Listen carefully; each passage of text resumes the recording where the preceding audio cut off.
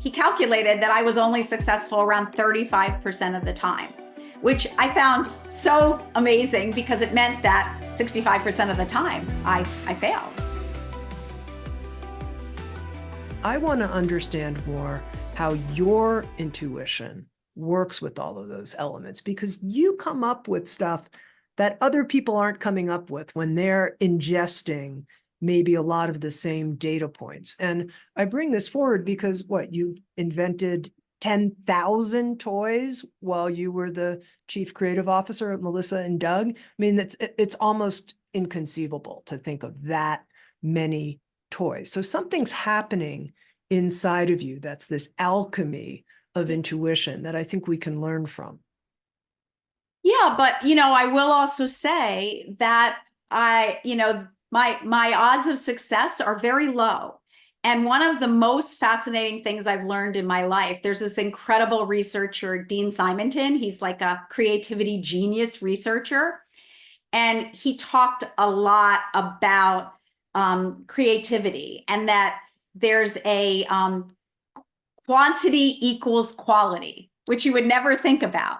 This idea that you have to produce more to have more success. And, someone once calculated the percentage of products at Melissa and Doug that were successful. And they calculated this Harvard McKinsey consultant, and he calculated that I was only successful around 35% of the time, which I found so amazing because it meant that 65% of the time I failed, right? And I loved that because it showed that I had to fail more to succeed more. And it really was a good lesson for the perfectionist that, I can never know ahead of time what is going to work and what isn't. So I have to take my best guess, create incessantly more and more and more, and know that the more I create, the more successes I'll have.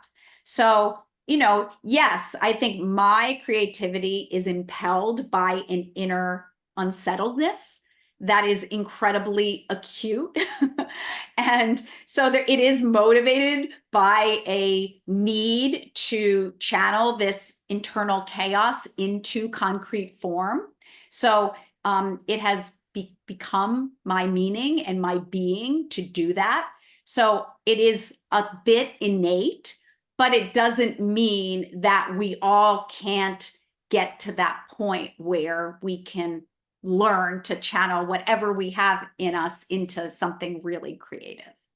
With each of the new ideas, did you have a moment inside that it felt a certain way, like a tingle inside or something, where you go, this is a good one? What's that like for you? It does.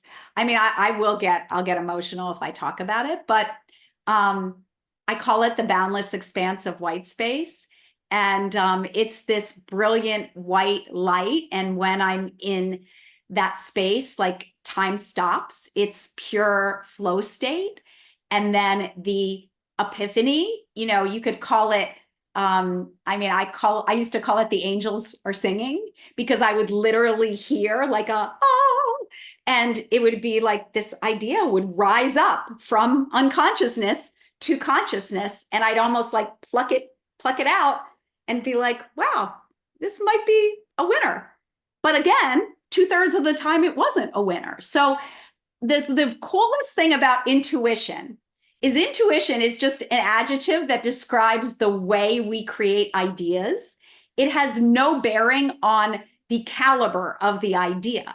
So it's just a guide, and intuition can be wrong. In fact, scientists used to say that their intuition was wrong more than it was right. But it's the best guidance we have. So, sometimes I have lots of intuitions that are wrong, but I know it's my best guess at the moment. And then what do? I learn more information, right? I'm big on this information gathering, starting from the blank canvas, not knowing, starting from like, what is this information telling me? And then taking the new ingredients, recombining them again, and seeing if I can come out with something, that maybe is an enhanced version of the thing that didn't do well. You know, I think this is really important because I think sometimes when people have that experience, the angels are singing, and then it doesn't work out. They decide that the angels betrayed them, and Exactly. screw the angels. This stuff doesn't work. I have yes. So the other super cool experience I had, because I created toys for 32 years.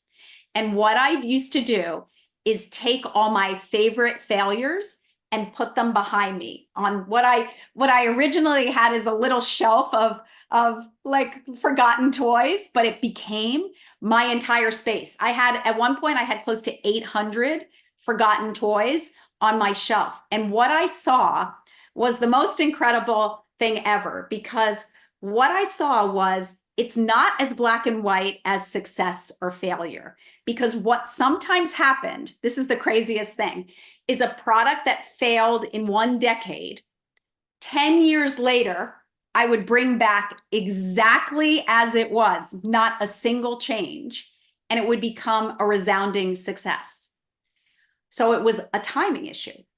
Another time, it was simply like a packaging issue. Maybe the packaging just masked what it was. It was a mystery in a box, and I needed to enhance, the packaging. So I began to see that it really wasn't that these things failed. It was just there was some little thing in the creation of them that I needed to change. And if I could look at them honestly and really try to understand why they didn't work, I could fix that thing. Maybe not right away if the timing wasn't right, but 10 years later, and create a bestseller out of the exact same idea. So I really started to see that we have to keep trying.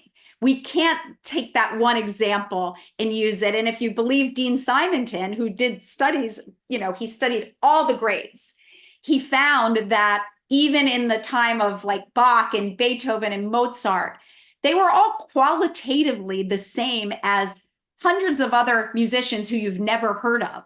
But the ones that became prolific simply created more. They created thousands of works, even though only a handful of them are considered masterpieces, whereas their peers created maybe 3 or 4. So it's really the odds of creating a masterpiece are much greater if you keep trying and creating more things.